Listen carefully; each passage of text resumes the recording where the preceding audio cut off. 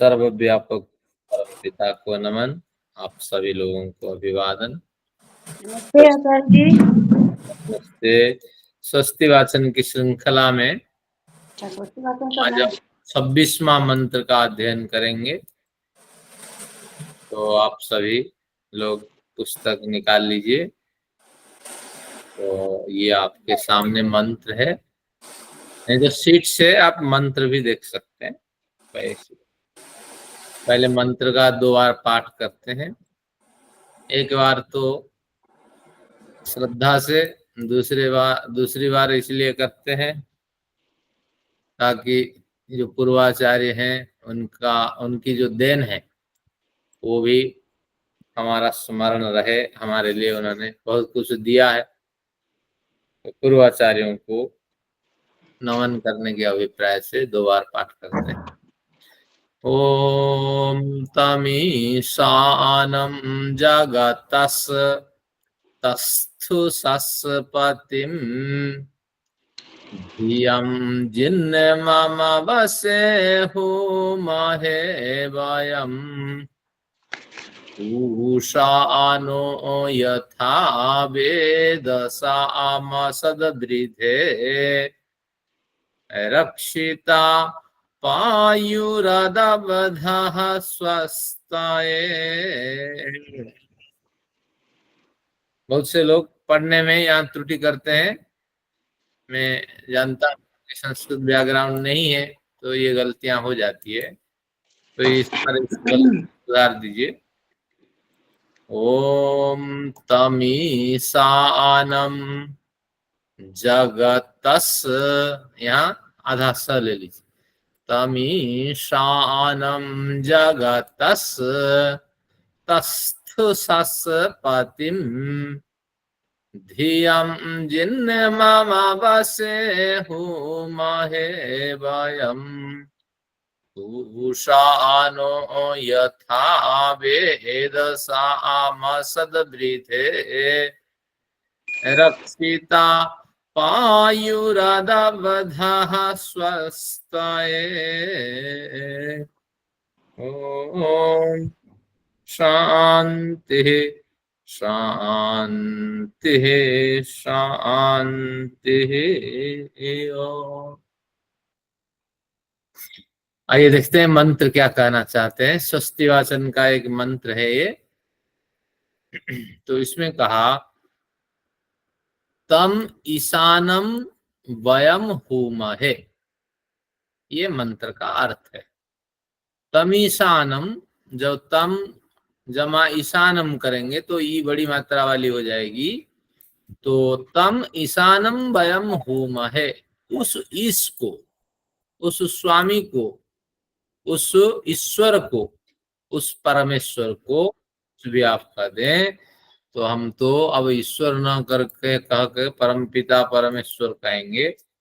तो क्या अभिप्राय हुआ? तम ईशानम, तम ईशानम, उस परमेश्वर को वयम हुमहे, हम पुकार रहे हैं। हुमहे, हु फे आह्वान के अर्थ में है, फेंग आह्वान।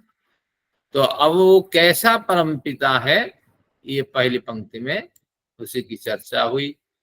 वो कैसे हैं? जगतः तस्तु सह पतिम, जगत का और तस्थुस का पति। जगत, जगत का मतलब जो गतिशील है, गतिशील यानी प्राणियों में गति, चेतन प्राणियों में गति होती है, तो इसलिए चेतन जगत का वो स्वामी है। जगत कहते ही चेतन है। यहाँ एक बढ़िया स्मरण आपको पंक्ति रखनी है। कहा ईशावास्यम इदम सर्वम जत्किंचित जगति जत्किंच जगत्याम जगत, वहां सब कुछ जगत माना, यानी जगति में भी जो जगत है सब कुछ यहाँ गतिशील है।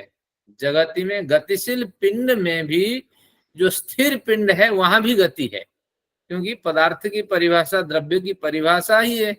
उसमें गुण हो, अपना उपादान कारण हो और गति हो, गति यानी क्रिया हो, सब में गति है।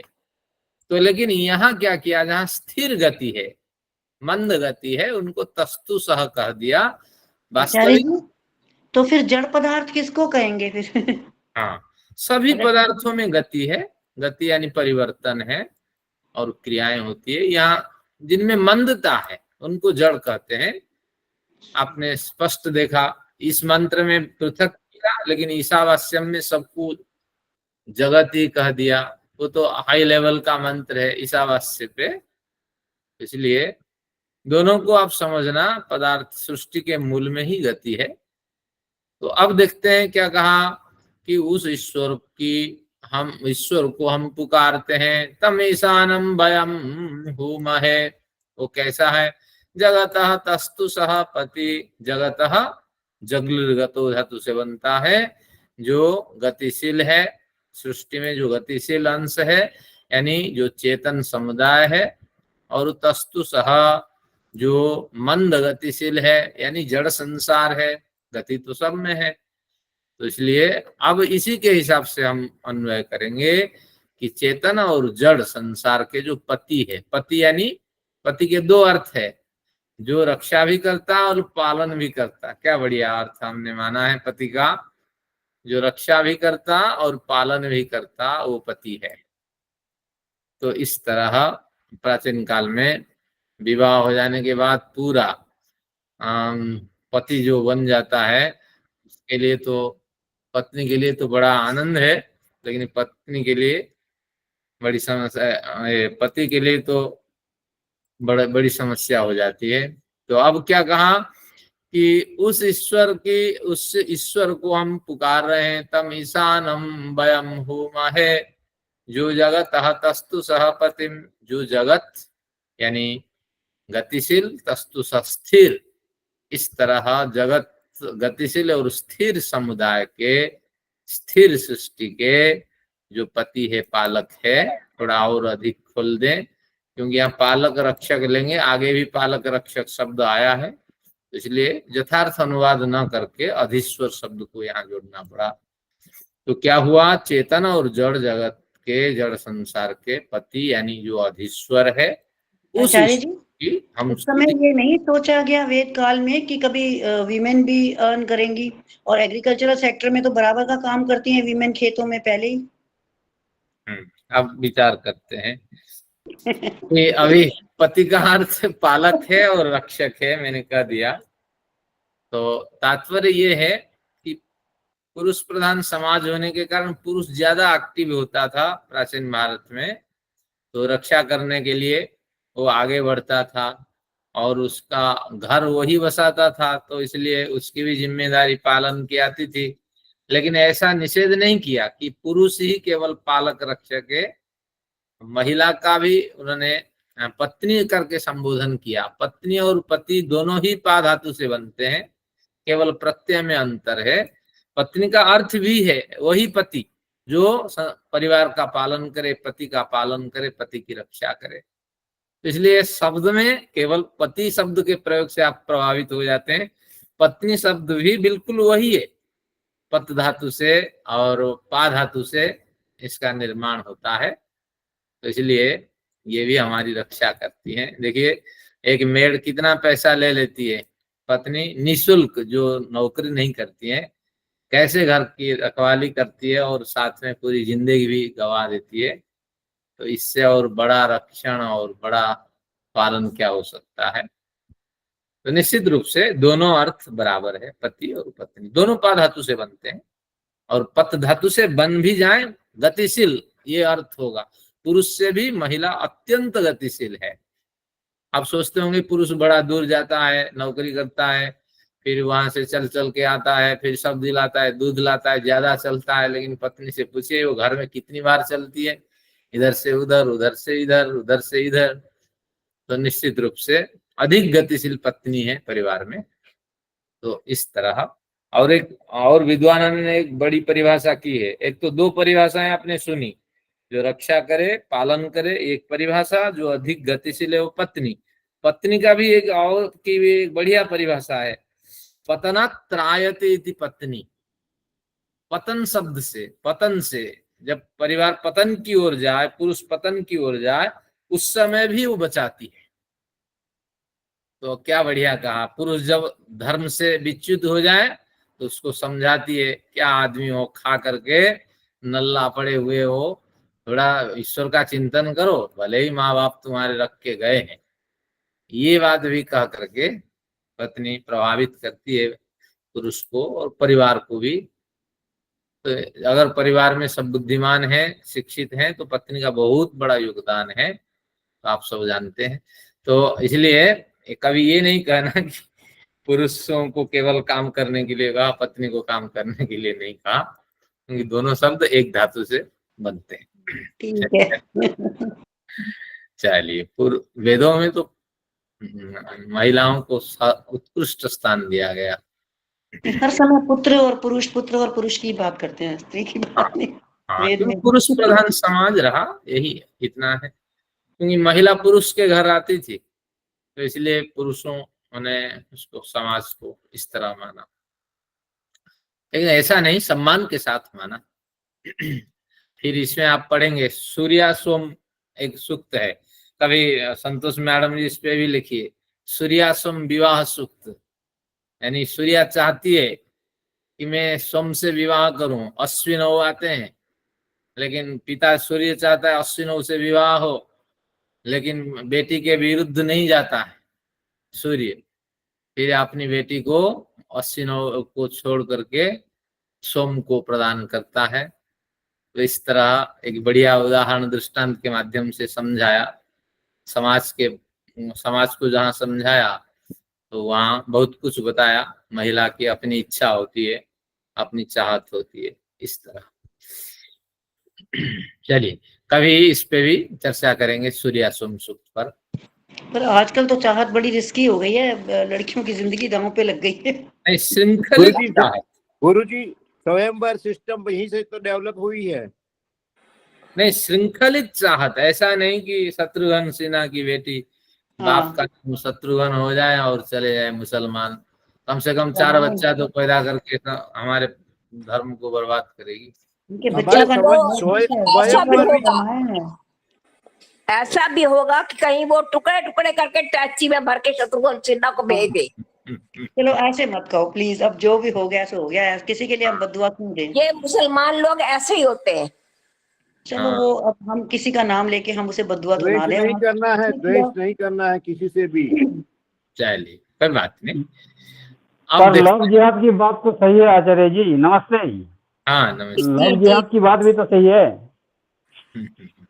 चलिए, वो तो कईयों की बेटियां होती हैं जो सड़कों पे पड़ी हुई हैं, वो भी तो दर्द आता है देख के। उनको तो ट्रेनिंग दी जाती है हिंदू लड़कियों को कैसे वो ल्योर करना है, मनी दी जाती है उन्हें बकायदा हर काम के लिए। शादी करने पे तो 5 लाख मिलते हैं उन्हें, रेट बना हुआ है कि अट्रैक्ट करने का, फ्रेंडशिप करने का 5,000 है, और फिर कुछ और का पता नहीं कितना 50,000 है, और शादी कर लोगे तो 5 लाख है।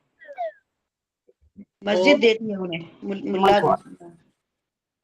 और एक सभी से निवेदन है कि जो विषय चल रहा है ना उससे अनंतर ना हुए, क्योंकि हम जो पढ़ने के लिए आए हैं ना, ये तो हम चर्चा का लाभ उठाए, नहीं होनी चाहिए। सिर्फ इस समय सिर्फ आगे बढ़ते हैं, इसी मंत्र के विषय में चर्चा हो। धन्यवाद। तो जगतः तस्तुषः पतिम, तो जड़ जगत और जो गतिशील जगत, चेतन जगत और जड़ जगत के जो पति अधीश्वर है, तो उस अधीश्वर परमपिता को हम पुकारते हैं, परमपिता को पुकारते हैं यानी उसकी स्तुतियां करते हैं, इतना अर्थ है। अब देखते हैं आगे क्या कहा। तम ईशानम वयम होमहे, वो ईशान कैसा है, ईश्वर जगतः तस्तु सस्पतिम। आगे कहा धियम जिन्मम, वो ईश्वर धियम जिन्मम है जिसकी हम स्तुति करते हैं। धियम जिन्मम देखते हैं, तो धियम जिन्मम का अर्थ है, धी के 2 अर्थ हैं। जैसे धियो यो न प्रचोदयात्, ना आप जानते हैं हमारी बुद्धि को सन्मार्ग में प्रेरित करें, लेकिन धी के 2 अर्थ होते हैं, बुद्धि और कर्मों। केवल बुद्धि को प्रेरित करने की बात नहीं कही जा रही है, हमारे कर्म भी निष्काम में बदलना चाहिए, और निष्काम में ना बदले तो सकाम पुण्य कर्म में भी बदल जाए तो भी इससे बेहतरीन जन्म होगा अगले में। तो इसलिए धी जहां आ जाए समझ लेना यहाँ 2 अर्थ हैं। क्या प्रमाण है? निघंटु इसमें प्रमाण है, धियः कर्म प्रज्ञा, इस तरह निघंटु में मिलते हैं। प्रमाण निघंटु यानी वेद के कोश, जिसके यास्काचार्य जिसको बनाया है। तो इसलिए वह ईश्वर हमारी बुद्धियों को और हमारे कर्मों को उत्तम मार्ग में प्रेरित करें। धियो नः प्रचोदयात्। अब इस हिसाब से तुम धियम जिन मम, वो ईश्वर है। प्रज्ञा यानी बुद्धियों को, और बुद्धियों और कर्मों द्वारा तृप्त करने वाले हैं। जिन्म धातु का अर्थ तृप्ति प्रदान करना। तो धी के द्वारा यानी प्रज्ञा और कर्मों के द्वारा जो हमें तृप्ति प्रदान कराता है, यानी उत्तम प्रज्ञा देता है, उत्तम कर्मों को प्रदान करता है और हमें तृप्ति, प्रसन्नता, शांति मिलती है। तो ऐसे ईश्वर की हम स्तुति करते हैं। और फिर और क्या कहा ऊपर मंत्र देखिए, तमीशानम वयम हूमहे, वह ईश्वर, उस ईश्वर की हम स्तुति करते हैं जो जगतः गतिशील, संसार के और स्थिर संसार के अधीश्वर है। जो धियम जिन्नवम, जो हमारे कर्म और प्रज्ञाओं को, कर्मों और प्रज्ञाओं द्वारा हमें क्या करने वाले हैं, प्रसन्नता दिलाने वाले हैं। फिर आगे कहा अवश्य, किस लिए हम प्रार्थना करते हैं, अवश्य हूमहे, अपनी रक्षा के लिए। अवश्य शब्द का अर्थ रक्षा, अपनी रक्षा के लिए हम उनको पुकारते। लेकिन अर्थ करते वक्त अवश्य को मैंने थोड़ा पीछे ले लिया, लेकिन यही ले लेना चाहिए, क्योंकि मंत्र के जहां जहां संगति है वहीं ले लेना चाहिए।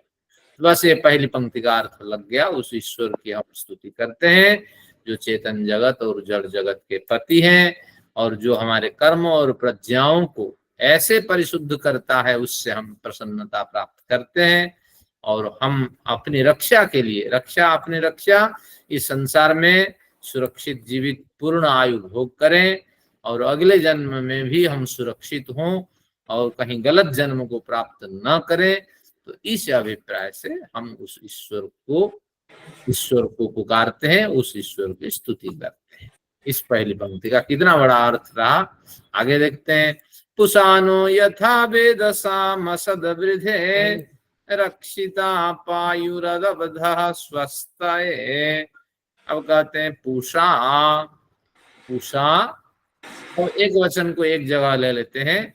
पूषा, रक्षिता, पायुहु अदबधः। देखिए पायुहु अदबधः जब तोड़ेंगे तो वह ईश्वर पूषा है, वह रक्षिता है, वह पायु है, वो अदबध है। अब एक एक का अर्थ करते हैं। अब इस तरह जब स्तुति करेंगे, पहले यथा ले लेंगे, इस स्तुति से, जिससे यानी जिस स्तुति करने की क्रिया से वह पूषा यानी पोषण करता, पूषा यानी पुष्टि करता, हर तरह के अन्न से, ज्ञान से, विद्या से, बुद्धि से, शारीरिक बल से, प्रसन्नता से हमें पुष्ट करते हैं। तो इस तरह वो पूषा है। रक्षिता, रक्षा करने वाले हैं। पायु यानी पालन करने वाले हैं। अदबधः, न दबने वाले, उनको कोई दबा नहीं सकता, यानी किसी के द्वारा हिंसित। तो ऐसे जो ईश्वर है वो निश्चित रूप से हमारे परमेश्वर है। इस स्तुति द्वारा ऐसे जो परमेश्वर है, न स्वस्थ है, हमारे स्वस्ति के लिए, कल्याण के लिए। वेदसाम वृद्धे, अब धनों की अभिवृद्धि के लिए, अभी वेदस का अर्थ खोलूंगा, अब अर्थ लगा लेते हैं। तो वेदों, धनों की अभिवृद्धि के लिए असत प्रयत्नशील रहें, प्रयत्नशील हों। असत शब्द का अर्थ हो तो रहे हम नहीं लिख सके, तो इसलिए हो ही ज्यों का त्यों रखा।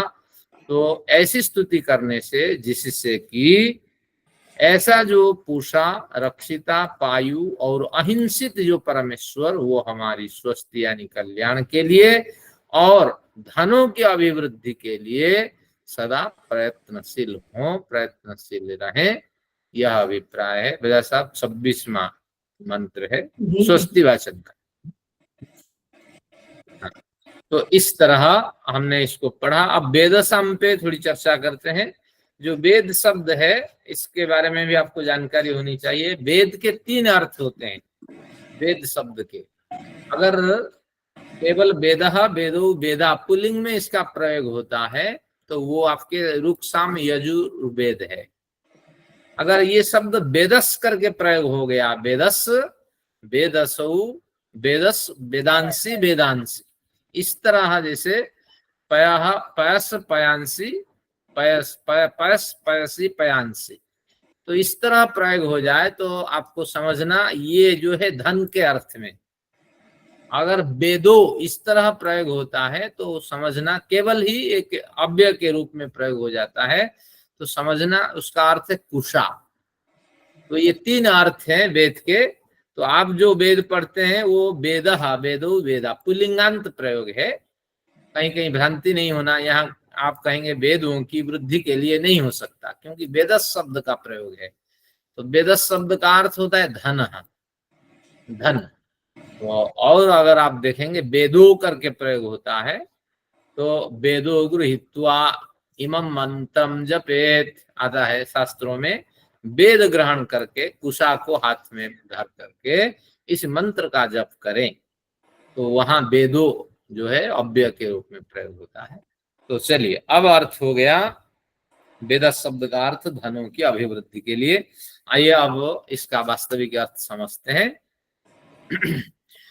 तमीशान, हाँ बोलिए।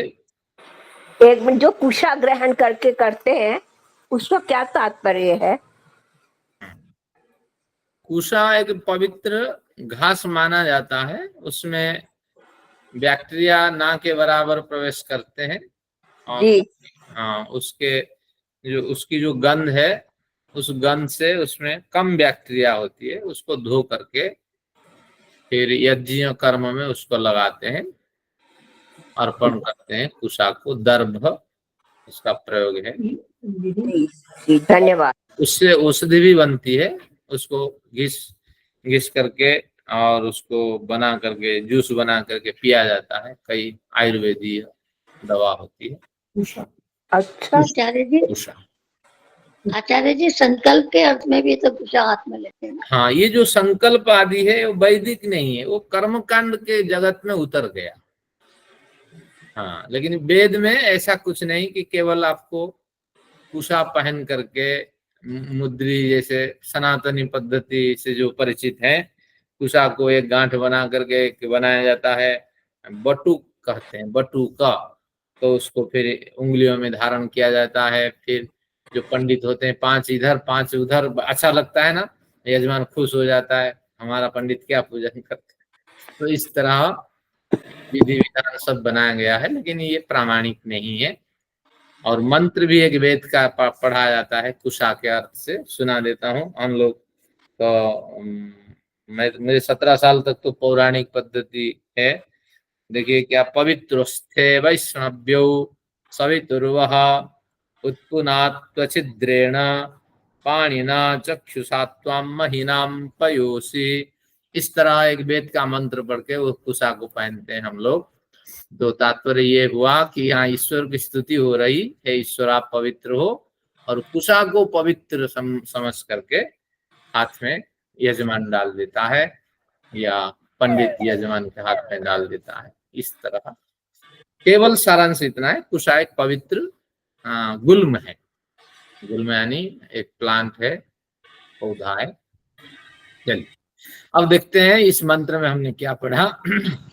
उस ईश्वर की हम स्तुति करते हैं जो ईश्वर जड़ और चेतन जगत के पालक हैं, जो बुद्धि और कर्मों को परिशुद्ध करके हमें प्रसन्नता प्रदान करता है, और हम अपनी रक्षा के लिए निरंतर उस ईश्वर को पुकारते हैं।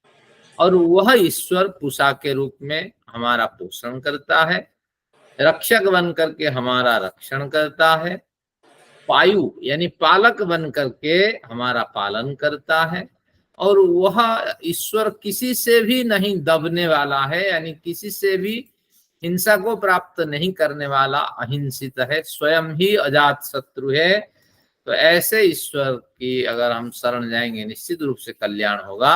तो इसलिए ऐसा जो ईश्वर है उससे प्रार्थना है न स्वस्थय, हमारी कल्याण के लिए, हमारे कल्याण के लिए, और वेदसाम वृद्धे है, ये वेदसाम वृद्धे, तो वेदस की अभिवृद्धि के लिए, वेदस यानी धन की अभिवृद्धि के लिए क्या करें कि यथा असत, यहाँ वेदसाम असत, यहाँ असत शब्द है, हमारे कल्याण की अभिवृद्धि के लिए और हमारे धन की अभिवृद्धि के लिए वो निरंतर प्रयत्नशील रहे।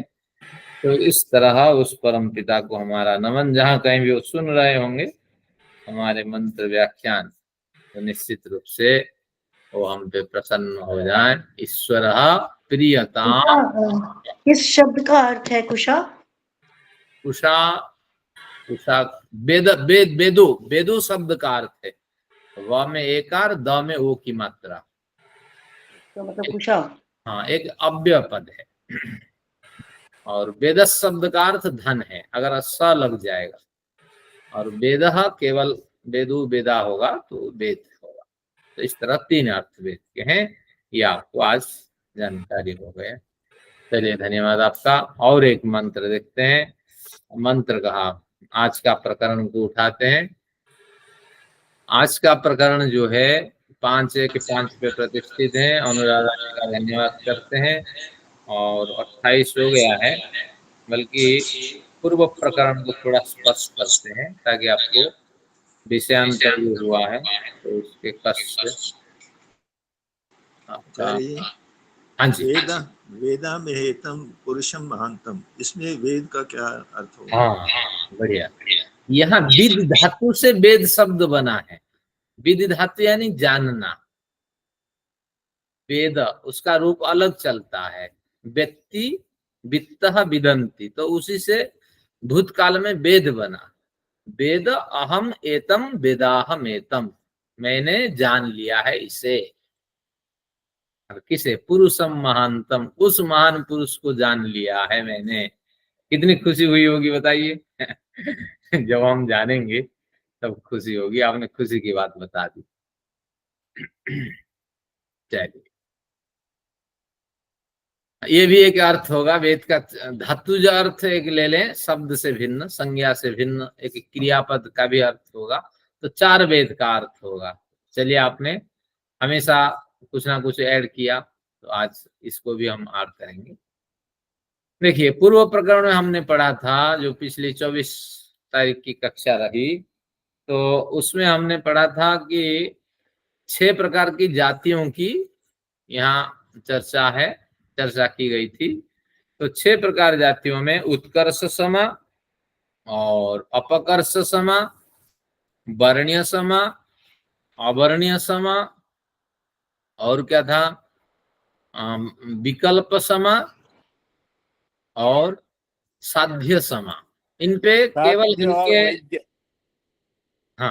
हल्की नजर घुमाते हैं ताकि अगला विषय पकड़ में आए। थोड़ा अंतराल हो गया, भूल गया। जाति का मतलब है वैचारिक की त्रुटियां, यानी आपके जो आलोच्य विषय है उसी विषय में कहीं ना कहीं नुस्ख निकाल करके आपको भ्रमित कर देना अपने विषय से। तो इस तरह उत्कर्ष समा जाति में क्या था, वादी अर्थात सिद्धांती के पक्ष द्वारा साध्य यानी प्रतिज्ञा वाक्य जो है और जो दृष्टांत है, इन दोनों की स्थापना कर लेने पर प्रतिवादी दृष्टांत के धर्म को साध्य में मानना चाहिए कहकर अड़चन डालेगा। यानी अगर आपने अपना पक्ष रख दिया तो कहेगा कि जो उदाहरण आप दे रहे हो इसकी पुष्टि में, तो उदाहरण 100% घटना चाहिए। उदाहरण तो पूरा आपके जो सिद्धांत है उसमें घटता नहीं है। तो अब इससे हमें क्या मिला कि जब भी आप कहीं हार आपकी हो रही है, तो ऐसे अपने को बचाने के लिए अगर अप्रौढ़ व्यक्ति है, आपने बहस करके जान लिया, तो किसी न किसी तरह उसको घुमा लिया जाए, किसी न किसी तरह इसको गुमराह कर दिया जाए। तो जैसे यहाँ गुमराह के कुछ सिद्धांत देंगे, तो एक सिद्धांत है उत्कर्ष समा। आपका उदाहरण उत्कर्षशील होना चाहिए, आपका पक्ष उत्कृष्ट शैली में होना चाहिए। आपके पक्ष में आप अपने पैर में कुल्हाड़ी मारते हैं और हमारी बात को मान लें, हम जो कहते हैं उसको जोड़ दें, आपका सिद्धांत ठीक हो जाएगा। लेकिन आप जोड़ोगे नहीं क्योंकि वो कमियां आपके सिद्धांत में है, तो इस तरह कह के वो गुमराह करते हैं। जैसे उन्होंने कहा कि आत्मा क्रियाशील है, आत्मा सक्रिय है, जीवात्मा सक्रिय है क्योंकि ये एक द्रव्य है, और जो जो द्रव्य होता है उसमें संयोगादि गुण होते हैं जो क्रिया को उत्पन्न करते हैं, जैसे ढेला। बस आगे दो पढ़ने की आवश्यकता नहीं, इतना सिद्धांत है। जो क्रियाशील है और उसके वो आत्मा है, और वो द्रव्य होता है, द्रव्य में क्रिया को उत्पन्न करने वाले संयोग गुण होते हैं, और जैसे ढेला। तो इस उदाहरण में अड़चन क्या डाला किसने, प्रतिवादी ने, कि प्रस्तुत उदाहरण में आपने ढेले का दिया, सक्रिय बताया, हमें इसमें कोई हानि नहीं है, लेकिन उस ढेले में तो स्पर्श गुण भी है। लेकिन आपके आत्मा जो सक्रिय आत्मा है आपकी, उसमें तो स्पर्श गुण है नहीं। जब है नहीं, दोनों में कंपैरिजन के लिए आप क्यों देते हैं ऐसा? तो इसलिए हमारी बात मानिए, इस ढेले उदाहरण को बदल दीजिए और कुछ रख दीजिए। अगर बदल देंगे तो आपका सिद्धांत खंडित हो जाएगा। तो इस तरह वो इस विचार उन्होंने रखा। तो समाधान क्या होगा कि कोई भी जो दृष्टांत है वो कभी भी साध्य के, प्रतिज्ञा वाक्य के बराबर 100% पुष्ट नहीं करने वाला है। अगर हमारा कथन गलत है तो हमारे जो प्रतिज्ञा वाक्य है तो उसके साथ कंपैरिजन करके देख लें, प्रतिज्ञा वाक्य में हमने जो कहा सक्रिय है या नहीं। आप कहते हैं उदाहरण को बदल दो, प्रतिज्ञा वाक्य उदाहरण बराबर हो जाएगा, ये गलत है। तो इसलिए भली भांति जानते हैं कभी भी दृष्टांत साध्य के 100% के बराबर नहीं होता है। हमारा सिद्धांत ठीक है, लेकिन ऐसे अड़चन डाल करके इसको गुमराह किया जा सकता। मैंने एक व्यक्ति को देखा, वो 3rd डिवीजन में पास हुआ है। अब क्या है कि उसके फादर को फोन करके कहा मैं 1st डिवीजन में पास हो गया। 3rd और 1st इसमें बड़ा अंतर होता है। तो मैं भी अतिथि बन के गया था। तब बाप ने कहा कि देखो मेरा बेटा, मैंने उससे पहले बात कर ली थी, देख लिया था, 3rd डिवीजन था।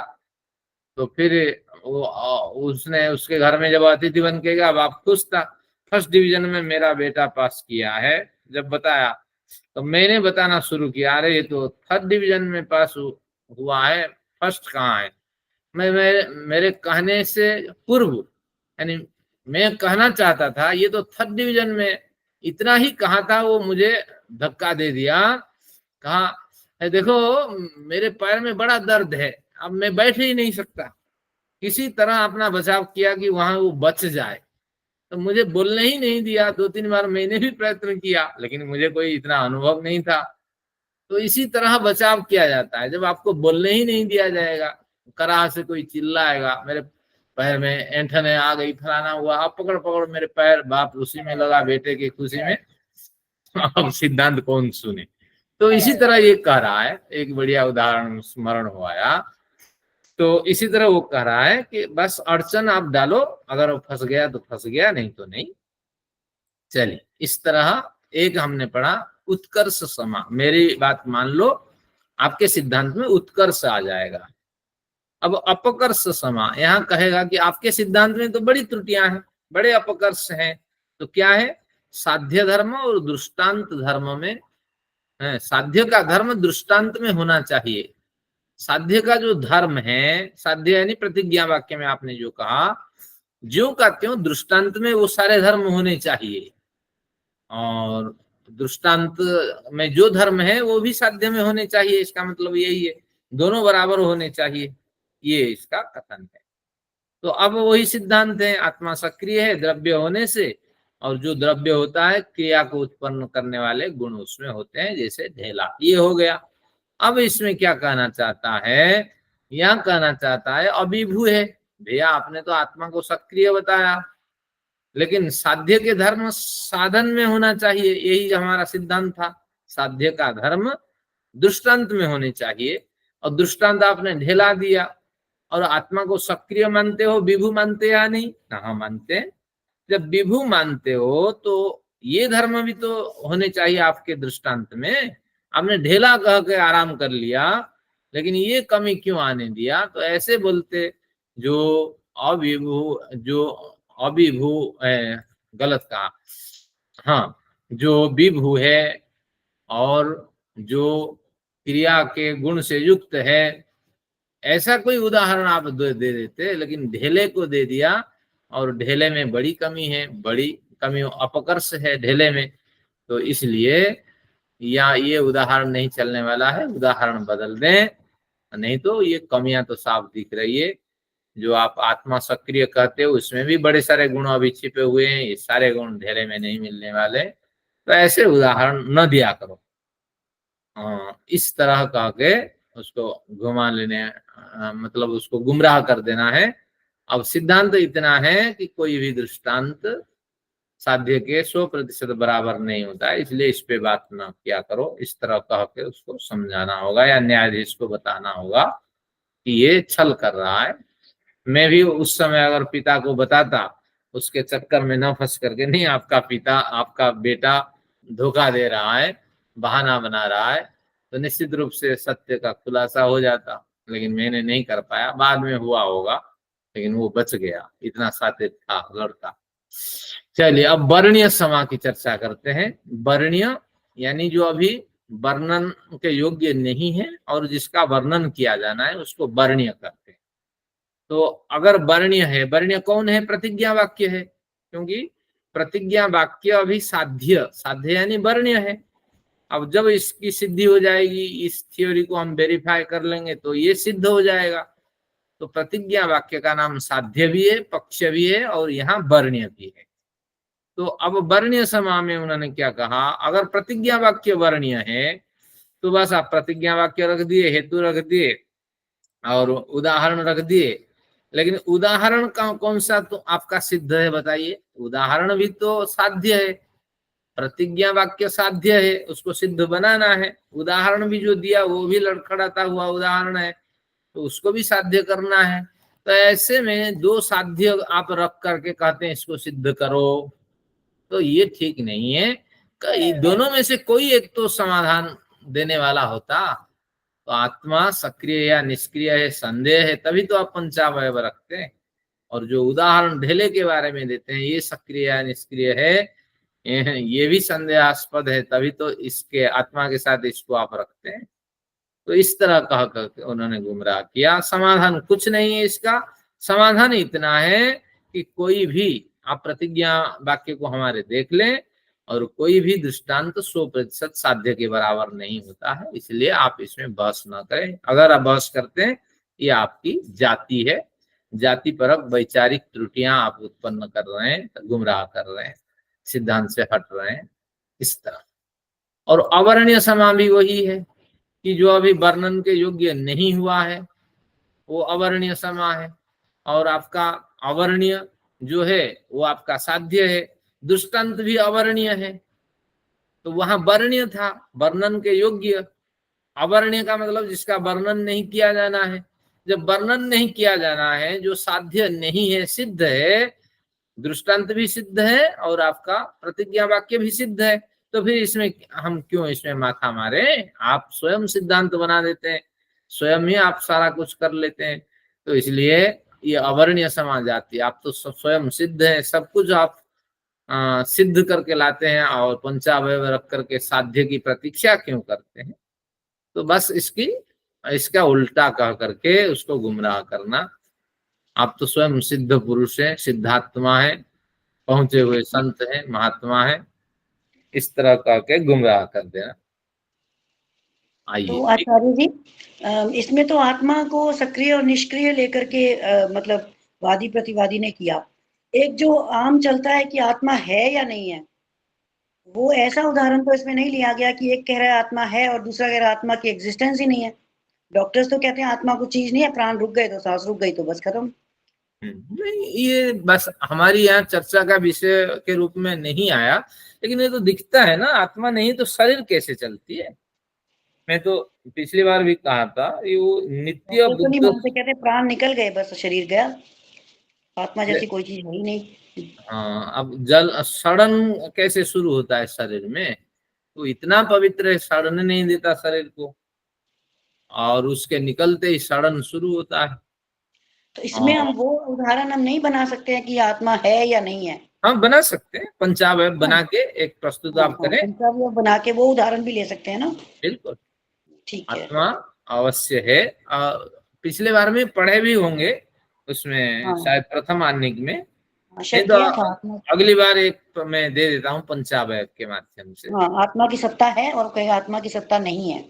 हाँ, हमने पढ़ा था 5-7 प्रकरण आत्मा के बारे में, वो फिर एक बार मैं रिवाइज कर दूंगा पिछली कक्षा में, ताकि आपको और अधिक। हाँ जी, धन्यवाद, थैंक यू। हाँ, आत्मा के बारे में 5-7 प्रकरण दिया। ठीक, चलिए अब देखते हैं विकल्प समाजाति। इसमें क्या है सिद्धांत? साध्य और दृष्टांत में विविध धर्मों के दर्शन होने से संदेह बना रहता कि इन दोनों से प्रतिपादित सिद्धांत गलत है या नहीं। बस जो उदाहरण सक्रियता के बारे में आएगा, आत्मा के बड़े सारे गुण हैं और ढेले के भी बड़े सारे गुण हैं। अभी तो 2 गुण आपने देखा, एक तो सक्रिय है और एक स्पर्श गुण वाला है। हाँ, और भी बड़े सारे गुण होंगे। अब किसको माने किसको नहीं माने, तो इस तरह संदेह होगा, तो अनेक विकल्प उपस्थित होंगे। उदाहरण में त्रुटियां दिखाएंगे उसकी। तो इस तरह पिछली बार हमने पढ़ा था। और साध्य समा में अगर साध्य और दृष्टांत के धर्म समान हैं, दोनों एक जैसे हैं, तो साध्य और दृष्टांत में भेद न माना जाए। एक अड़चन मानेगा, साध्य और दृष्टांत में भेद किसी बात की? दृष्टांत को अलग क्यों रखते हैं, साध्य को अलग क्यों रखते हैं? बस कई बार साध्य से दृष्टांत का कथन कर दें, कई बार दृष्टांत से साध्य का कथन कर दें, बात खत्म। आम से आप करेला का कथन कर दें और करेले से आम का कथन कर दें, है दोनों में समान धर्म है, क्योंकि दोनों पार्थिव है, पृथ्वी में पैदा होते हैं, और दोनों मृत्युज है, मिट्टी से दोनों बनते हैं। तो इस तरह अगर बात रखें तो फिर सारा कुछ गड़बड़ा जाएगा। दोनों एक जैसे नहीं हो सकते। साध्य का स्थान वैचारिक अभिव्यक्ति में विशेष होता है, और साध्य को समझने के लिए साध्य के साथ समन्वय रखने वाले अनेक पदार्थ होते हैं। उनमें से जो विशेष सामर्थ्य रखता है उसी को हम प्रस्तुत करते हैं। परंतु ध्यान रहे, कभी भी दृष्टांत 100% साध्य धर्म के बराबर नहीं हो सकता। ये पूर्व प्रकरण था, इसको नहीं पढ़ते तो अब आपको स्मरण नहीं होता कि पढ़ना क्या है।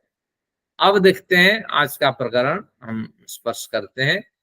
तो आज का प्रकरण कोई विशेष नहीं है, लेकिन उसी की पुष्टि में आज का प्रकरण है।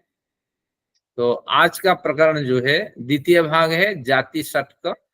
ये जो 6 प्रकार के अभी हमने पढ़ा, क्या पढ़ा? उत्कर्ष, अपकर्ष, वर्णीय, अवर्ण, साध्य, विकल्प और साध्य समा। तो उसी की पुष्टि में 2 और सूत्र रह गए थे पिछली बार, बड़ा हो जाएगा इसलिए उसको नहीं पढ़े थे, इसको भी पढ़ते हैं। अब पृष्ठ संख्या, पुस्तक आप निकालिए, पृष्ठ संख्या में बताता हूं।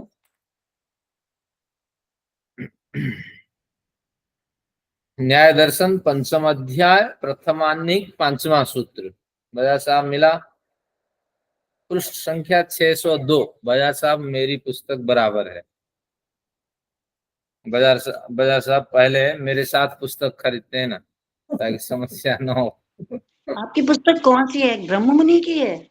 नहीं, मेरी कोई चौखम्बा से छपी एक पुस्तक है न्याय दर्शन की। हाँ, 602 नंबर पृष्ठ है, 5 नंबर सूत्र है। किंचित साधर्म्यादुपसंहार सिद्धे, किंचित साधर्म्यादुपसंहार सिद्धे, वैधर्म्याद प्रतिषेधः।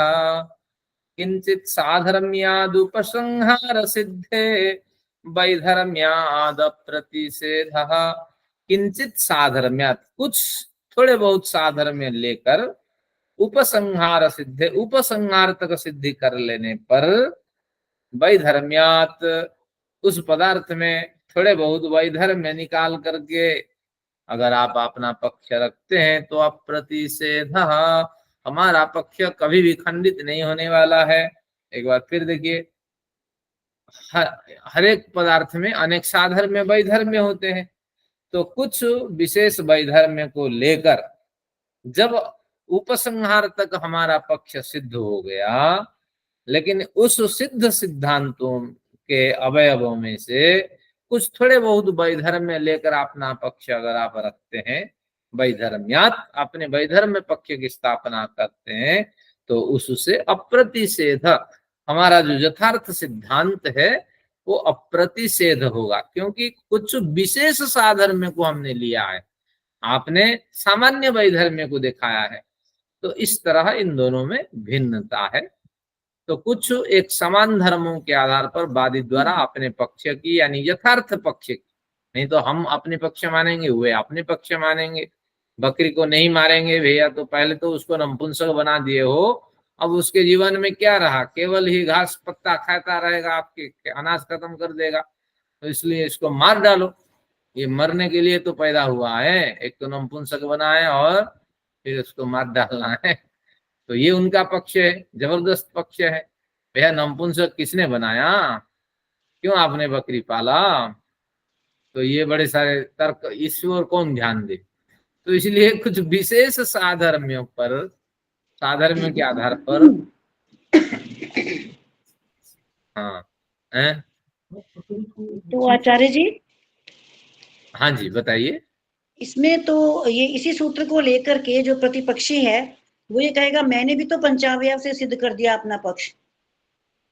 हाँ, अब इसमें मैंने भी अपना पूरा उपसंहार तक लिया है।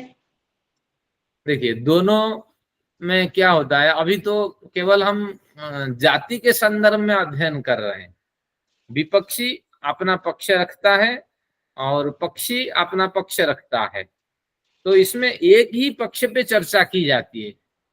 पहले पक्ष, अगर पक्ष जो वादी है वो रखें बकरी को नहीं बकरी को मारना चाहिए, इसका जिंदगी में क्या काम है, कुछ काम ना होने से, तो इसी पे ही बहस होगी। ऐसा नहीं कि मैंने कुछ कहा आपने कुछ कहा, मैंने साधर्म में से एक पक्ष रखा, आप इस पे चर्चा न करके अपना एक पक्ष रख दिया, तो ऐसा नहीं है। जो पक्ष सामने है वो सही है या गलत है उस पे चर्चा होती है। बात ये है राधा है या नहीं, ये पक्ष है, लेकिन आप नहीं कहेंगे वहां कृष्ण की इतनी सी पत्नियां थी तो उनमें राधा भी एक पत्नी हो सकती है, ऐसा नहीं, बल्कि राधा की चर्चा यहाँ होनी चाहिए। यहाँ तो केवल जाति का उदाहरण है। तो इस तरह हमारे ही पंचावयव पर आप कटाक्ष करिए, अपना पंचावयव दूसरा उदाहरण देकर के मत बनाइए। न रखें, अगर रखते हैं तो आप जाति करते हैं। ठीक है, ये है। आचार्य जी ने भी लेटेस्ट वाला उठा लिया, आजकल की जो चल रही है बहस राधा वाली बहन का, आपने भी लेटेस्ट एग्जांपल उठा लिया। कई बार टीवी देख लेता हूँ और कहीं कहीं वीडियो भी देखता हूँ। चलिए, जो देखता हूँ वो आप तक आ जाता है संदेश। चलिए अब देखते हैं। तो क्या कहा कि कुछ समान धर्मों के आधार पर वादी द्वारा अपना पक्ष रख लेने पर कुछ विपरीत धर्मों के सहारा लेकर पूर्व पक्ष स्थापित पक्ष का खंडन करना युक्ति युक्त नहीं है। हमारा पक्ष का खंडन कर दें तो विशेष धर्म दिखाओ, अविशेष धर्म मत दिखाओ। तो अब कुछ भाष्यकार इस पे टिप्पणी करते हैं, ये बादशाह के अपने विचार। गाय और नील गाय के बीच उपमान उपमेय का कथन लोक में किया जाता है। गाय अच्छी है या नील गाय अच्छी है, बजा साहब कौन अच्छी लगती है? बजा साहब कहते हैं दोनों अच्छी लगती है, लेकिन गाय जो है ज्यादा प्रासंगिक है, हमारा वहां तक पहुंचे, नील गाय तक तो पहुंच नहीं है, मार के खा जाएगी। तो इसीलिए गाय जो है ये उपमा उपमेय है। और नील गाय दूध भी नहीं देती। हाँ जी, दूध भी नहीं देती नील गाय। तो इसलिए बजाज साहब आप पेंशन नहीं देना नील गाय की रक्षा के लिए। जंगल में रहती है, दूध भी नहीं देती वो। चलिए, अब गाय जाती है, गाय आलोच्य विषय है, तो इसलिए ये उपमेय है। उपमेय में कम गुण होता है और उपमान में अधिक गुण होता है। तो गाय और नील गाय के बीच उपमान उपमेय का कथन है नहीं, यहाँ क्या उल्टा कथन है। भाष्यकार का जो विचार है, उपमान जो होता है ये अधिक गुण वाला है, तो गाय में अधिक गुण है, नील गाय में कम गुण है, मनुष्य के अभिप्राय से भाष्यकार का ये कथन है। तो इसलिए गाय यहाँ उपमान है, नील गाय है उपमेय। अब प्रश्न उठता है कि गाय कैसी है? अगर ये हमें जानना है तो नीलगाय जैसा, गौरीव गवयः। तो इस कथन में लोक में इस तरह कथन किया जाता है, नीलगाय उपमेय है और गाय उपमान है। उपमेय में कम गुण होता है, उपमान में अधिक गुण होता है। तो गाय में अधिक गुण, नीलगाय में कम गुण। यद्यपि दोनों में अनेक भेद हैं जिनसे दोनों के बीच एक रूपता नहीं बन सकती, तथापि उनको उजागर कर इस उपमान का खंडन करना अयथार्थ है। ऐसे में उपमान या दृष्टांत नहीं, ऐसा कोई उपमान या दृष्टांत नहीं जो अपने साध्य का 100% प्रतिपादन कर सके। अतः किंचित विशेष साधर्म्य से ही उपमान या साध्य का प्रतिपादन किया जाता है। अब अनुराधा जी पूछ रही थी ये कहाँ पर है, पिछली बार मुझे नोट करा दीजिए। तो यहाँ भाष्य में है, अगर अंडरलाइन करना चाहे तो यहाँ अंडरलाइन करा देते हैं। ये 5 नंबर, हाँ 52 तक पहुंच गए हैं समय। 5 नंबर सूत्र में देखिए कहाँ कहा, न लभ्य साध्य दृष्टान्त और धर्म विकल्पाद वैधर्म्याद प्रतिषेधु वक्तु एवं साधके धर्मे दृष्टान्तादि साधर्म युक्ते। एवं साधके धर्मे, यहां से लेकर के अंतिम तक ये पंक्ति है। एवं साधके धर्मे दृष्टान्तादि साधर्म्य युक्ते, जो साधक धर्म है और जिसमें दृष्टान्तादि साधर्म्य से युक्त है। तो ऐसे इन चीजों से न लभ्य, आपको कभी भी नहीं मिलेगा। क्या नहीं मिलेगा? कि आपको कभी भी 100% साध्य दृष्टान्त और धर्म विकल्पाद वैधर्म्याद प्रतिषिद्ध, साध्य और दृष्टांत में विकल्प धर्म होने पर वैधर्म्य से प्रतिषेध होने के कोई रहस्य यहाँ नहीं मिलने वाला है। तो इस तरह 100 का अगर उल्लेख नहीं हुआ है, लेकिन बिल्कुल उन्होंने कह दिया साध्य और दृष्टांत में वैधर्म्य के 1000 विकल्प होने पर कभी भी आपको आपके कथन के अनुरूप सिद्धांत नहीं मिलने वाला है। तो इस तरह उन्होंने यहाँ कथन कर दिया। तो ऐसा कोई भी विकल्प सम का अर्थ क्या है वैसे आम भाषा में? विकल्प का मतलब है, एक तो आप अवलिक कहते हैं, ये तो कहीं कहीं कहते हैं ना, एक तो अल्टरनेटिव कहते हैं। हाँ, और विकल्प का मतलब अनेक स्वरूप देखा जाता है। विकल्प, धर्म विकल्प की उपपत्ति, उपपत्ति यानी ज्ञान, और विकल्प यानी अनेक धर्म, धर्म विकल्प यानी अनेक धर्मों के विकल्पों की प्राप्ति। तो अनेक अर्थ में विकल्प शब्द का प्रयोग किया जाता है। चलिए, अब ये प्रथम सूत्र आपको समझ में आ गया कि ये उपसंहार में इन्होंने यही कहा। आगे देखते हैं 5:1-6 पे देखिए, साध्याति देशाच्च दृष्टान्तोपपत्ते है, साध्याति देशाच्च दृष्टान्तोपपत्ते है। साध्य अतिदेश, अतिदेश का मतलब स्वीकार। तो साध्य को स्वीकार कर लेने पर, वही है उसी कथन का उपसंहार मात्र है। साध्य को पूर्णतः स्वीकार कर लेने से दृष्टान्तोपपत्ते है, और दृष्टांत की उपपत्ति देखे जाने से, यानी युक्ति युक्तता दृष्टांत की भी वहां देखी जाने से, युक्ति युक्तता देखी जाने से, तो निश्चित रूप से ये तो अब साध्य की कोटि में नहीं रहने वाला सिद्धांत, वो सिद्ध की कोटि में आ जाता है। यानी पूर्व कथन को उन्होंने जुड़ा, कहा जब साध्य को हमने स्वीकार कर लिया, इसमें कोई त्रुटि नहीं है, और दृष्टांत से अगर युक्ति युक्तता भी सिद्ध हो गई, तो अब निश्चित रूप से आपका सिद्धांत अब साध्य के स्तर में नहीं रहा, और आपका सिद्धांत सिद्ध के स्तर में चला गया है। तो बजाज साहब के सोलेंट थियरी अभी लटकी हुई है।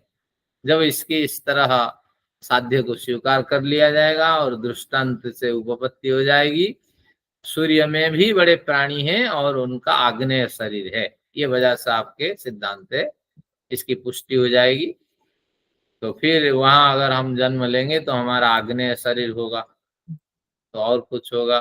हम जन्म ले या न ले, पहले बजाज साहब वहां पहुंच जाएंगे। चलिए, तो इस तरह ये सब सिद्धांत है। अब इस तरह जाति षटक का ये प्रकरण पूरा हो गया, कोई विशेष इसमें अध्ययन के लिए मिला नहीं। अब देखते हैं प्राप्ति समा अप्राप्ति समा। 57 है, 5-7 मिनट तो खींचेंगे, 10 मिनट तक। हाँ हाँ, अतिदेश यानी स्वीकार। हाँ, साध्य को स्वीकार कर लेने पर और दृष्टांत की उपपत्ति हो जाने पर, दृष्टांत की यथार्थ प्राप्ति हो जाने पर हमारा सिद्धांत अब साध्य के स्तर में नहीं रहेगा, वो सिद्ध के स्तर में पहुंच जाएगा। बस यही उनका कथन था। भाष्यकार ने भी उसमें कुछ विशेष नहीं कहा। चलिए अब देखते हैं प्राप्ति समा अप्राप्ति समा। अब तो कितने पढ़े? पहले 2 पढ़े थे, साधर्म्य वैधर्म्य, फिर बीच में 6 पढ़े, ये 8 हुए। अब ये दोनों 10। अब ये 10 को खत्म करते हैं आज। इसमें कुछ भी नहीं है, 5 एक साथ का पहले पढ़ के समझ लेते हैं, फिर सूत्र पढ़ेंगे। साध्य को प्राप्त कर, साध्य से संयुक्त होकर अथवा साध्य को प्राप्त किए बिना, साध्य से संयुक्त हुए बिना क्या साध्य की सिद्धि दृष्टांत रूपी साधन कर सकता है? अब आपका सिद्धांत क्लियर हो गया। अब उसी पे ये जाति के रूप में यानी वैचारिक भ्रांति के रूप में उठा रहा है पूर्व पक्षी प्रश्न। जो साध्य को आपने स्वीकार किया और उसकी पुष्टि में जो उदाहरण दिया, आप मुझे बताइए कि ये उदाहरण उस साध्य के साथ घुल मिला हुआ है या उदाहरण अपनी जगह है और साध्य अपनी जगह है? उदाहरण गांव में है, साध्य शहर में है। तो इस तरह दूरी होने पर क्या आपका सिद्धांत सिद्ध होता है, या जहां जहां आपके साध्य है वहां वहां आपका दृष्टांत मौजूद है? साध्य के साथ घुल मिला हुआ है दृष्टांत। दृष्टांत साध्य को छोड़ के रह नहीं सकता, इसलिए आपका सिद्धांत हमारे सामने आया। या आप यूं कहना चाहते हैं दृष्टांत और साध्य में बड़ी दूरी है, कोई घुल मिलाहट नहीं है, तो इसलिए हमारा साध्य इतना मजबूत है, दृष्टांत दूर में रहने पर भी, या हमारा दृष्टांत इतना मजबूत है दूर में रहने पर भी साध्य को सिद्ध कर देता है। तो इस तरह पहले एक प्रश्न रखा। अब देखिए सूत्र पे, सूत्र क्या कहना चाहता है? सूत्र नंबर आपका 7, प्राप्य साध्यम अप्राप्य वा। इसको तोड़ दीजिए, साध्यम प्राप्य अप्राप्य वा। आपका सिद्धांत साध्य को प्राप्त करके, आपके सिद्धांत में दृष्टांत साध्य को प्राप्त करके या साध्य को प्राप्त न करके प्रयुक्त हुआ है, बताइए। फिर कहते हैं हेतु यानी समान धर्म की बात है। अब इसको फिर एक टुकड़ा पढ़ने के बाद फिर और टुकड़ा पढ़ते हैं। यदि हेतु की अर्थात समान धर्म वाले दृष्टांत रूपी साधन की प्राप्ति से, यदि दृष्टांत रूपी साधन की प्राप्ति से, साधर्म्य की प्राप्ति से अर्थात दोनों के संयोग से साध्य को सिद्ध करने की चेष्टा की जाए। 2 विकल्प रखा था, दृष्टांत साध्य के साथ घुल मिला हुआ है। अगर इस पक्ष को आप मानते हैं तो क्या समस्या होगी? साधन, साध्य और साधन दोनों में अविशिष्टता यानी समरूपता बनी रहेगी। दृष्टांत और साध्य दोनों मिल गए और दोनों से एक सिद्धांत की पुष्टि हो गई। अगर पुष्टि हो गई तो यहाँ पूर्व पक्षी प्रश्न उठाता है कि ये दोनों तो बराबर हो गए ना, दृष्टांत और सिद्धांत ये दोनों आपस में मिलने के बाद सिद्धांत बना, दोनों की बराबर भागीदारी है। अगर दोनों की बराबर भागीदारी है तो मुझे बताइए कि बिना साधन से साध्य आपका कैसे बन जाएगा? क्योंकि बिना साधन और साध्य के तालमेल बैठा है, आप सिद्धांत नहीं बना सकते। तो ऐसे में कौन साध्य है? क्योंकि दोनों ही पुष्ट करते हैं आपके सिद्धांत को। ऐसे में कौन साध्य है, कौन साधन है, इसका निर्णय कैसे करें? अगर आप निर्णय नहीं कर पाते हैं, इस उलझन में फंसे रहते हैं, तो निश्चित रूप से प्राप्ति समा जाती है। इस तरह। तो ये तो साध्य सम जाति भी यही थी? नहीं, साध्य सम जाति में क्या कहा था? साध्य सम दृष्टांत और सिद्धांत। साध्य सम में कहा था दृष्टांत सिद्धांत बन जाए या सिद्धांत दृष्टांत बन जाए। जो उदाहरण लिया है वो साध्य के समान ही है। नहीं, थोड़ी सी भिन्नता है। क्या भिन्नता? आप दृष्टांत से साध्य का प्रतिपादन करें ना, फिर कभी मन करे साध्य से दृष्टांत का भी प्रतिपादन कर दे। अब यहाँ उन्होंने इस तरह प्रश्न रखा था, यहाँ क्या कह रहा है, दोनों में समता है, तो आप प्रतिपादन ही नहीं कर पाएंगे कि कौन साध्य है और कौन बाप है कौन बेटा है। वहां कहता था बाप से बेटे का कथन कर दें और बेटे से बाप का कथन कर दें, क्योंकि दोनों के पैर में 8 नंबर की जूता आ जाती है, 8 नंबर की चप्पलें आ जाने से अब दोनों में भेद करना कठिन है। बाप से बेटे का कथन कर दे, बेटे से बाप का। अब यहाँ क्या कर रहा है, बाप में भी संदेह है और बेटे में भी संदेह है, कौन आगे कौन पीछे पैदा हुआ है, क्योंकि दोनों बराबर है। तो इस तरह कहाँ से वैचारिक क्रांति लाएंगे आचार्य? तो कहते हैं कि कैसे कैसे बीच में आप कुछ ना कुछ विचार डाल करके सिद्धांत में गुमराह पैदा कर सकते हैं। तो यही है, कुछ खास कथन नहीं है, आप इसको अध्ययन करके और अधिक ज्ञान बढ़ाइए, बस इतना। फिर भी भिन्नता है, तो इसको प्राप्ति समा जाति, समा यानी मानो, उसके समान मानो सिद्धांत आपको प्राप्त हो गया, ये सिद्धांत प्राप्त हुआ कि इन दोनों में कोई भिन्नता हम तय नहीं कर पाएंगे। चलिए इसी के साथ मैं समाधान भी कह देता हूं, टाइम बचेगा। समाधान इसका इतना है, जब आगे सूत्र में समाधान देगा, देखिए क्या कहता है। लोक में कुंभकार दंड चक्र उपादान कारण मिट्टी आदि रूपी सुसंयोग से घट की सिद्धि देखी जाती है। घट की सिद्धि देखी जाती है लोक में, क्योंकि जब सभी पदार्थ मिलते हैं तो घट बनता है। तो कौन कहता है कि दृष्टांत साध्य के साथ मिलने से कोई सिद्धांत नहीं बनता या कंफ्यूजन पैदा होता? कौन कहता? दृष्टांत साध्य के साथ मिलकर के सिद्धांत का प्रतिपादन करता। दृष्टांत कई बार दूर में रह करके भी सिद्धांत का प्रतिपादन करेगा, वो परिस्थिति बताएगा, वक्त बताएगा कि क्या होगा। लेकिन आप ऐसे नहीं कह सकते दृष्टांत सिद्धांत दोनों मिल करके किसी को सिद्ध कर दिए, तो वहां संदेह बना रहेगा बाप बेटे में कौन बड़ा कौन छोटा। तो ऐसा नहीं है, क्योंकि लोक में देखा जाता है कुंभकार भी मिलता है, और जिससे कुंभ बनाता है उसको दंड चक्र कहते हैं, वो भी उसके साथ मिलता है, और उपादान कारण मिट्टी भी मिलती है। ये इन सब का सुसंयोग होने से घट की सिद्धि होती है। तो साध्य से संयुक्त होने पर साधन साध्य धर्म की सिद्धि नहीं कर सकता, पूर्व पक्षी का यह कथन गलत है। तो इस तरह उन्होंने इसका समाधान भी अगले सूत्र में दे दिया कि ऐसा आप न कहें, क्योंकि घट निर्माण में संयोग देखा जाता है। अब एक प्रश्न और था उसका, तो क्या था? यदि साध्य के साथ साधन की अप्राप्ति हो, यानी साध्य एक जगह है और साधन दूसरी जगह है, तो दोनों के असंयोग की स्थिति से साध्य को सिद्ध माना जाए तो दृष्टांत रूपी हेतु यानी साधन को भी साधक माना जाएगा। तो कहते हैं कि जो गांव में आपका दृष्टांत है और साध्य आपके शहर में है, अगर आपको सिद्धांत मिल गया तो गांव में रहने वाला जो साधक यानी जो कारण है वो जिम्मेदार होगा या नहीं इस सिद्धांत को बनाने में? तो अगर आप कहेंगे नहीं नहीं वो जिम्मेदार नहीं है तो काम नहीं चल सकता। तब तो बिना संबंध, अगर मानेंगे हाँ वो जिम्मेदार है, तो समस्या क्या होगी? तो बिना संबंध के कोई भी पदार्थ किसी का साधक हो जाएगा, क्योंकि संबंध नहीं चाहिए। दूर में रह करके भी काम कर देगा व्यक्ति, दूर में रह करके भी हम श्राद्ध दे देते हैं, हमारे माँ बाप खा जाते हैं, इस सिद्धांत की पुष्टि हो जाएगा। तो पदार्थों से असंबद्ध हुआ प्रकाश कभी भी घटपट आदि को प्रकाशित नहीं कर सकता। हम देखते हैं लोक में प्रकाश अगर पदार्थों पर नहीं जाता और टकरा करके हमारे पास प्रकाश नहीं आते तो फिर किसी की सिद्धि नहीं होती। प्रकाश दूर में होता और अंधेरे घर में हमें पदार्थ दिख जाता।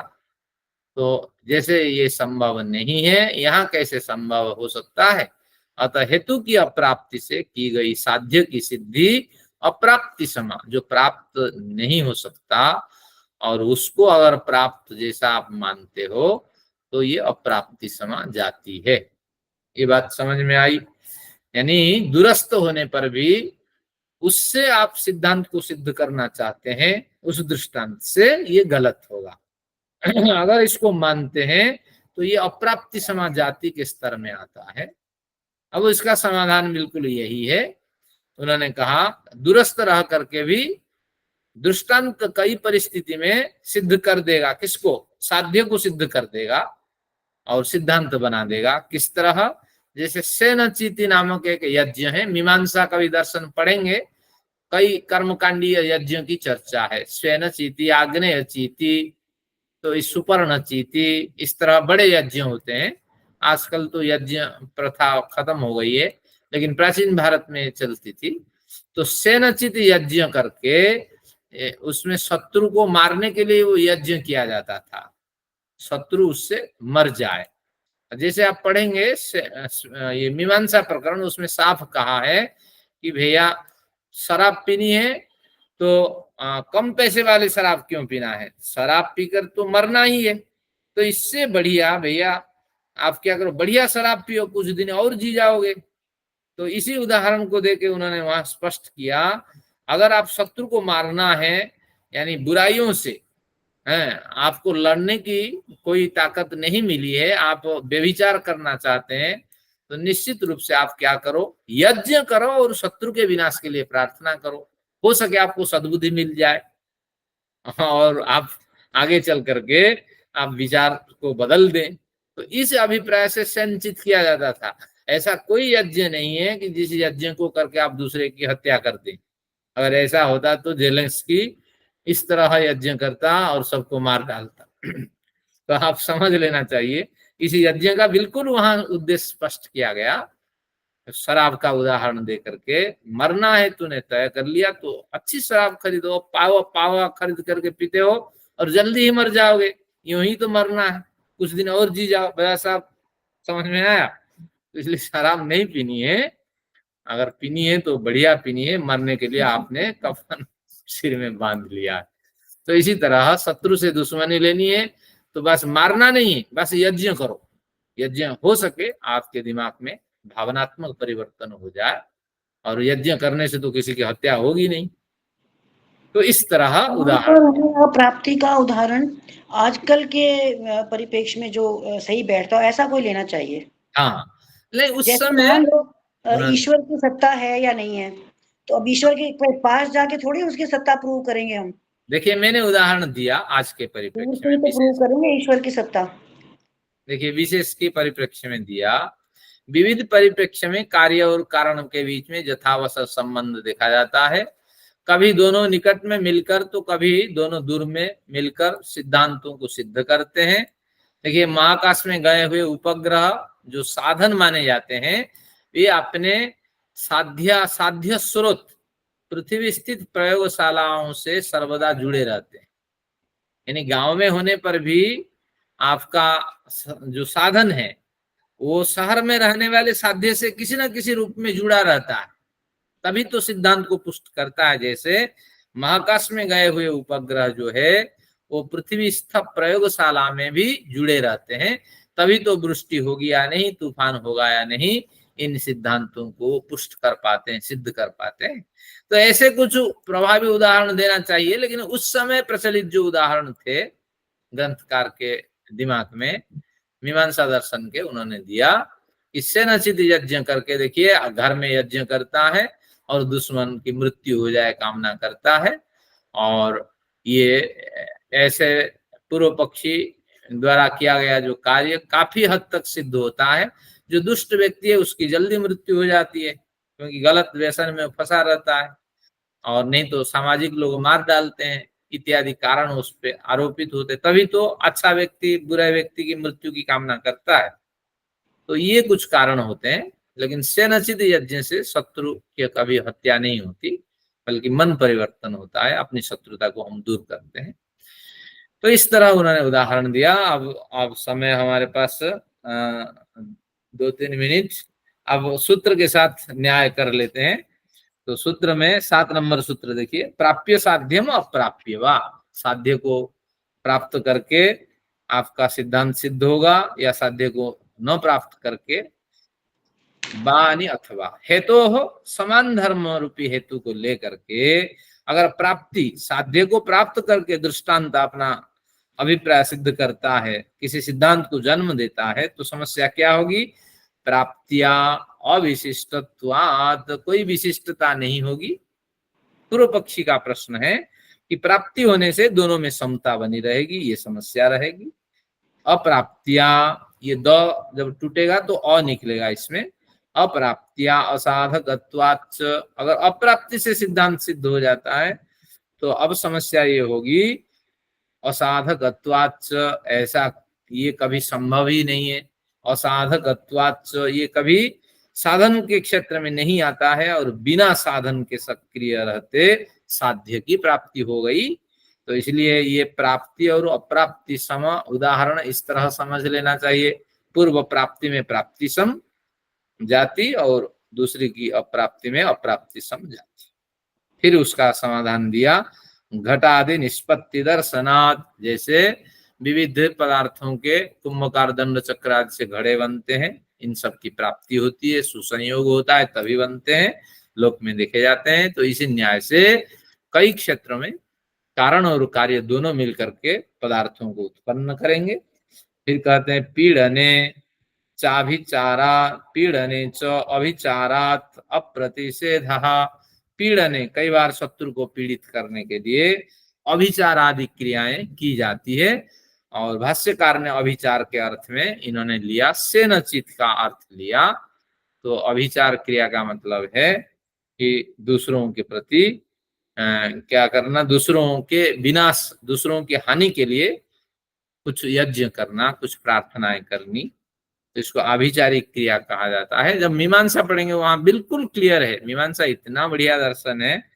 तो उन्होंने ऐसा कुछ नहीं कहा, उन्होंने कहा आपका मानसिक परिवर्तन अपेक्षित है, तो इसलिए आप संचित यज्ञ करें। अगर शत्रु को मारना है, फिर वहां और चर्चा है, अगर आप ज्यादातर मास्टरबेशन करते हैं, वहां कहा कौकिल सौत्रामिणी यज्ञ करें, तो उस यज्ञ को करने से आपको उपवास रहना होता है, अन्न छोड़ना पड़ता है, तो आपके पास प्रोटीन रहेगी ही नहीं, तो ऐसे गलत काम की ओर आप प्रवृत्त होंगे ही नहीं। तो बड़े बड़े तार्किक और मार्मिक सिद्धांत मीमांसा दर्शन में है, कभी इसको पढ़ेंगे संयोग से। मीमांसा जैमिनी आचार्य की मैंने सत्यजीत जी के माध्यम से पढ़ा था, वो साउथ इंडिया में पढ़ के आए थे, उत्तर भारत में नहीं है मीमांसा दर्शन के विद्वान। तो ये तो इसके 2 भाग है ना, उत्तर मीमांसा पूर्व मीमांसा, बहुत बड़ा दर्शन है, 16 अध्याय, दोनों को मिलाकर ही मीमांसा बोलते हैं। हाँ 16 चैप्टर है, दर्शन एक ही गिना जाता है ये। हाँ चलिए, धन्यवाद आपका, आपने आज सेनचिति का अध्ययन किया। शत्रु को मारना है तो यज्ञ करके मारना, ऐसा नहीं कि तलवार लेके मारना। आपसे करवाएंगे दास जी यज्ञ। तो कितनी बढ़िया बात कही, आपसे ही करवाएंगे आप। तैयारी कर लो। हाँ चलिए अब प्रार्थना करें। ओम द्यौः शान्तिरन्तरिक्षं शान्तिः पृथिवी शान्तिरा